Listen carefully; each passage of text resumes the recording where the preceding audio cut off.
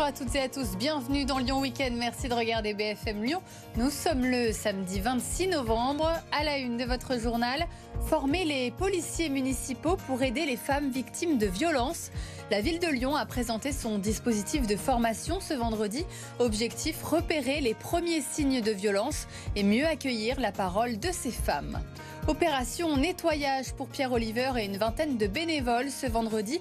Alors que les agents d'entretien vont débuter leur 8e semaine de grève ce lundi, le maire du 2e arrondissement a ramassé les déchets du centre d'échange de Perrache, mais également ceux près de la crèche après des plaintes de parents.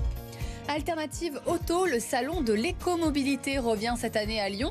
Après 2 ans d'interruption, voitures hybrides, électriques, vélo cargo, vous pouvez venir essayer tout ça au double mixte. L'événement est ouvert au grand public.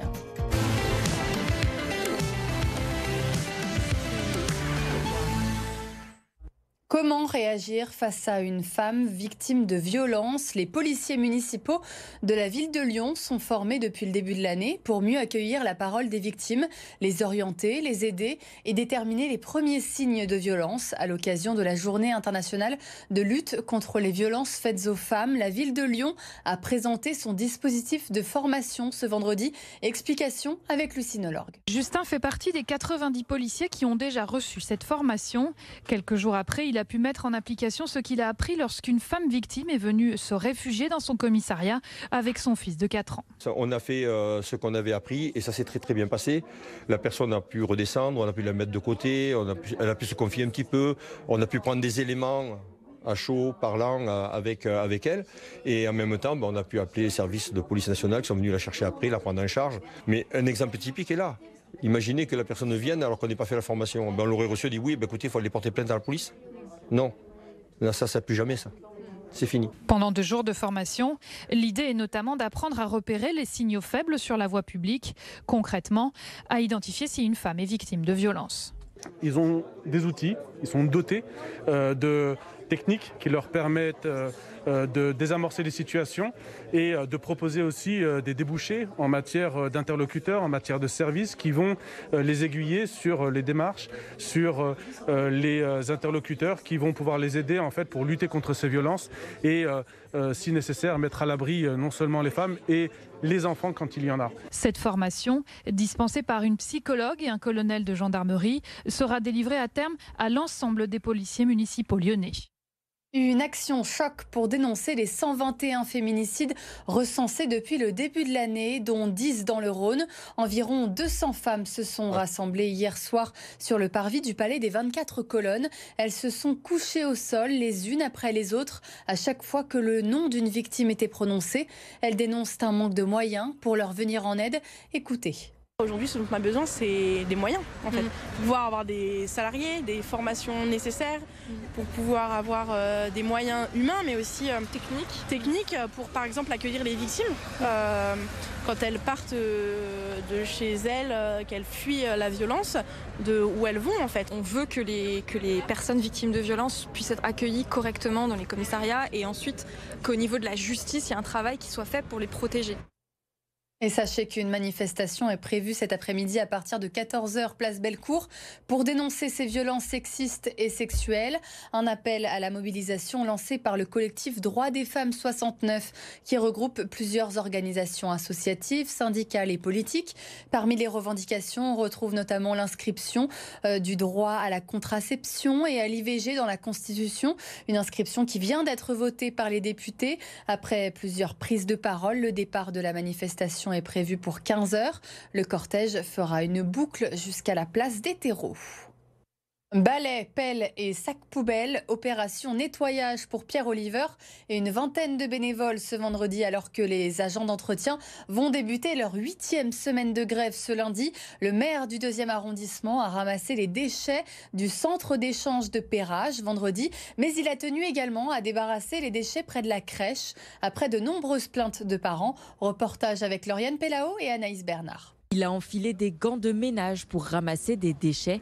Le maire du 2e arrondissement s'est décidé à nettoyer les ordures dans le centre d'échange de Perrache. Nous avions des déchets partout, des rats, Toutes ces choses-là finalement posent un énorme problème pour tous nos parents et donc on a voulu prendre les devants. Une attention toute particulière a été portée sur ce passage. C'est celui qui mène à la crèche située au dernier étage du bâtiment. Morgane fait ce trajet tous les jours pour emmener son enfant de 18 mois. Le matin, on se lève, on arrive dans cette gare et il y a cette odeur qui est abondante.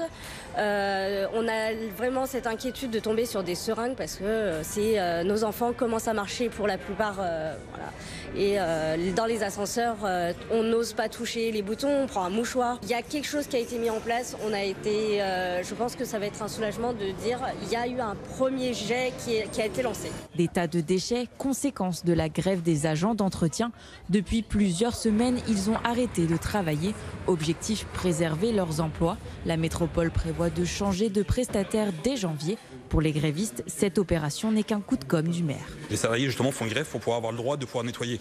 Donc ça nous paraît un peu plus utile qu'au lieu de venir faire des coups de com', de venir sur le chantier, voir les grévistes et faire une position en tant qu'élu. Il a quand même un pouvoir médiatique, politique, juridique pour en fait faire pression contre la métropole pour qu'enfin la métropole accepte de nous parler, chose que la métropole n'a toujours pas fait depuis plus de 8 semaines maintenant. Pierre Oliver affirme ne pas vouloir nuire à la cause des manifestants. Avec cette démarche, il espère interpeller la métropole. La ville de Mions récompensée par nos confrères d'RMC. Cette semaine, c'était la 5e édition pour le Grand Prix des maires. L'événement a récompensé 6 maires et leurs élus pour leurs projets, je cite, ambitieux et innovants pour améliorer la vie de leurs concitoyens. Et parmi les lauréats, Claude Cohen, le maire de Mions. Il a reçu le prix Ville sociale et responsable pour la formation de la population à la culture du risque. La ville a construit une résidence pour les jeunes sapeurs-pompiers près de la caserne, mais a aussi formé plus de 1600 habitants aux gestes qui sauvent. Voitures hybrides, électriques, vélos cargo, solaires, le salon de l'écomobilité alternative auto revient cette année à Lyon. Après 2 ans d'interruption, ça se passe au double mixte jusqu'à dimanche. Vous pouvez venir faire des essais de voitures. C'est le cas de Stanislas et d'Arthur. Hybride ou électrique, quelle voiture ont-ils préféré? La réponse en images avec Maëva Comsi et Noémie Loisel. Premier essai pour Stanislas avec une voiture hybride, l'expérience semble plutôt convaincante. Oui, une voiture très agréable.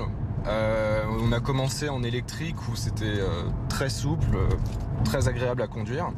Arthur lui possède déjà une voiture hybride, mais il hésite à passer totalement à l'électrique, une sensation qu'il a l'air d'apprécier. On a une accélération qui est souple, on anticipe beaucoup plus, on utilise beaucoup plus le frein moteur. C'est une autre appréhension de la conduite. Un choix difficile à faire pour décarboner l'automobile, alors ces deux conducteurs se sont tournés vers les experts du salon. La règle d'or à se poser, le kilométrage, l'usage de son véhicule et l'environnement. Roule-t-on plutôt en ville ou sur l'autoroute? Des paramètres qui vont définir le véhicule idéal.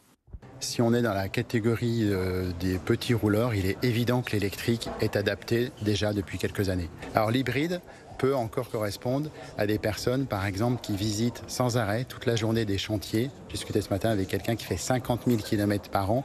Et quand il fait des très grands trajets et qu'il les enchaîne, eh bien, le moteur essence, le moteur thermique, prend le relais. Après plusieurs minutes de conseils, les conducteurs ont leur préférence. Je pense que la prochaine fois que je changerai ma voiture, je prendrai une toute électrique. Ça a l'air de correspondre plutôt pas mal à ce que je veux faire. Je fais quand même peu d'autoroute, je reste beaucoup en ville. L'idée de passer à l'électrique, c'est quand on fait des kilomètres, c'est de ne pas avoir de consommation de carburant et d'être sur du zéro émission, même si on sait qu'il y a quand même l'émission pour fabriquer les véhicules. Mais quand on fait beaucoup de kilomètres comme moi, du coup, c'est assez facile de rentabiliser un véhicule électrique, autant d'un point de vue environnemental qu'économique. D'autres alternatives existent également dans le secteur de l'automobile, comme les voitures hydrogène. 5e défaite consécutive pour l'Asvel hier soir en Euroleague face à Athènes.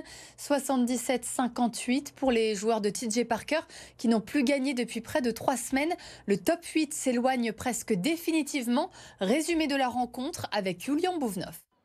L'Asvel n'a pas fait le poids face au Panathinaïkos en Euroleague. Mené dès le premier quart-temps, les Villeurbanais ont coulé dans le second avant de sombrer définitivement dans le troisième. Dépassés, les coéquipiers de Nando De Colo n'ont jamais eu l'occasion d'inquiéter des Grecs bien supérieurs sur leur parquet à Athènes. Score final 77-58, 5e défaite d'affilée pour le club rhodanien qui espère retrouver le goût de la victoire demain soir à l'Astrobal face à Pau en Betclic Elite. En football, 5e défaite en national pour Villefranche. Les Caladois se sont inclinés à domicile face à Versailles. 2-0. Après cette nouvelle défaite, le FCVB reste à 1 point de la relégation avant de se déplacer à Cholet vendredi prochain. Il a transmis à Mathieu Dosevi pour là.